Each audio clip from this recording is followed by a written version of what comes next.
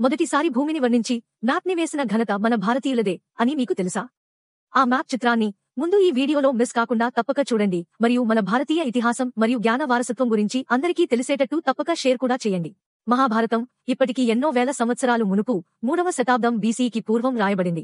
అందులో ఉన్న ఒక శ్లోకంలో అంతరిక్షం నుంచి భూమి ఎలా కనిపిస్తుందో సరిగ్గా వర్ణించబడింది. శ్రీ వేదవ్యాసులువారు ధృతరాష్ట్రుడి సారథి అయిన సంజయుడికి మహాభారత యుద్ధాన్ని ధృతరాష్ట్రుడికి వర్ణించడానికి తన దివ్యదృష్టిని ప్రసాదించారు. అయితే ఒకసారి ధృతరాష్ట్రుడు సంజయుడిని అంతరిక్షం నుంచి భూమి ఎలా కనిపిస్తుంది అని అడిగితే సంజయ్ ఇలా సమాధానం ఇచ్చారు. మనిషి తన ముఖాన్ని అద్దంలో చూసుకున్నట్లే అచ్చు అలాగే చంద్రగ్రహంలో ఈ ద్వీపం భూమి కనిపిస్తుంది. 2 భాగాలు రావి చెట్టు ఆకులులా మరియు 2 భాగాలు ఒక పెద్ద కుందేలులా. ఈ శ్లోకం ఆధారంగా రామానుజాచార్యులు అచ్చంగా నీ గీసెరు. ఆ చిత్రాన్ని తలక్రిందులుగా తిప్పి అందరూ చూసి ఆశ్చర్యచకితులు అయ్యేరు.